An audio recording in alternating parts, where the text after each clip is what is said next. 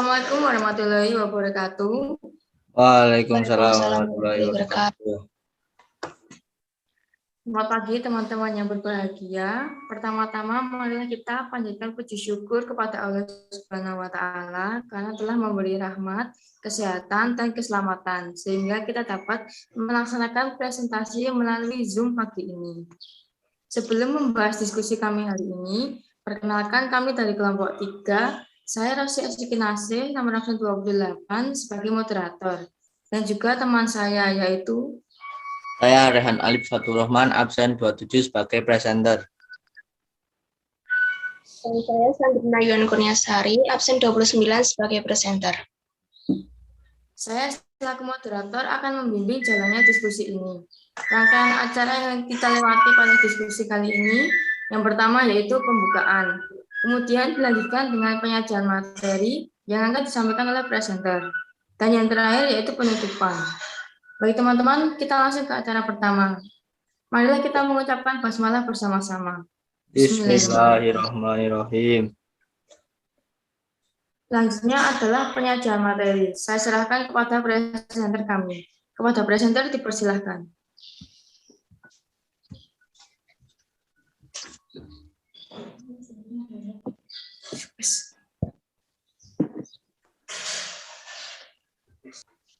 Baik, materi kita hari ini adalah sikap selektif terhadap pengaruh kemajuan iptek di bidang ekonomi.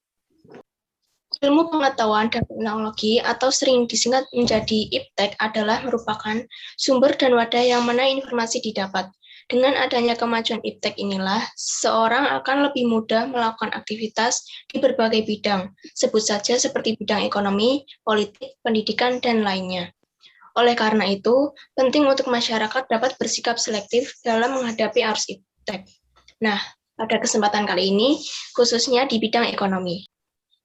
Ada beberapa sikap selektif terhadap pengaruh kemajuan iptek di bidang ekonomi dalam masyarakat, yaitu sebagai berikut.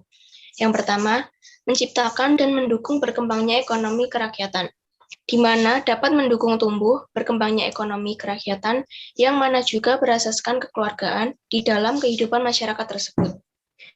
Yang kedua, melakukan dan menumbuhkan peningkatan daya saing.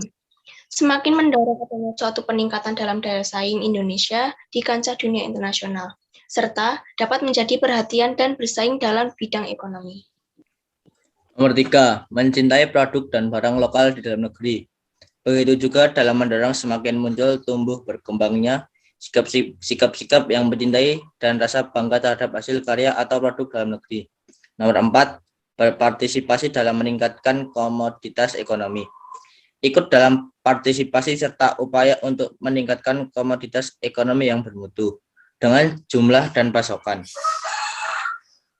Nomor 5, mengusahakan untuk memperkuat ekonomi kerakyatan. Sistem ekonomi dikembangkan yaitu untuk memperkuat produksi domestik di Indonesia, di mana untuk pasar dalam negeri sehingga dapat memperkuat peningkatan perekonomian masyarakat yang lebih mensejahterakan dan memakmurkan warganya. Nomor 6, pertanian mendapatkan prioritas. Indonesia sendiri memang masyarakat terkenal sebagai agraris, yang mana pertanian menjadi penopang hampir semua masyarakatnya. Oleh karena itu, menjadi penting untuk pertanian mendapatkan tempat dan dijadikan sebagai prioritas utama. Yang ketujuh, penggunaan bahan baku lokal mesti diutamakan. Dengan cara inilah Indonesia dalam pengembangan industrinya tidak tergantung dari bahan baku luar negeri yang kita tergantung pada jumlah impornya tersebut. Yang ke-8, jangan serba ketergantungan. Misalnya, tidak bergantung lagi pada badan-badan multilateral, sebut saja seperti IMF, WTO, dan Badan Dunia, serta badan lainnya. Yang ke-9, memperkuat hubungan kerjasama antara negara berkembang. Dari sinilah semua negara berkembang mesti memperkuat kerjasama antar negara berkembang, di mana untuk menghadapi bersama-sama dalam kepentingan negara maju yang ada di dunia ini. Nomor 10, mengadakan kegiatan ekonomi untuk memakmurkan rakyatnya. Negara mesti dapat membuat dan mewujudkan suatu perekonomian kerakyatan yang dapat berpihak dan memberi manfaat dalam berorientasi untuk mesejahterakan masyarakat luas. Rangkaian acara diskusi telah selesai. Saya akan membacakan kesimpulan dari diskusi hari ini. Kesimpulan, adanya mesin dalam membantu sistem produksi suatu barang merupakan peran iptek pada kegiatan ekonomi. Adanya peran iptek dapat memberikan kemudahan dalam mendistribusikan barang, memperlancar distribusi barang, dan mempercepat barang sampai ke tangan konsumen. Demikian presentasi dari kelompok kami, yaitu kelompok 3. Mohon maaf apabila ada kesalahan dan kekurangannya. Saya sebagai moderator mengucapkan terima kasih atas perhatiannya. Wassalamualaikum warahmatullahi wabarakatuh. Waalaikumsalam warahmatullahi wabarakatuh.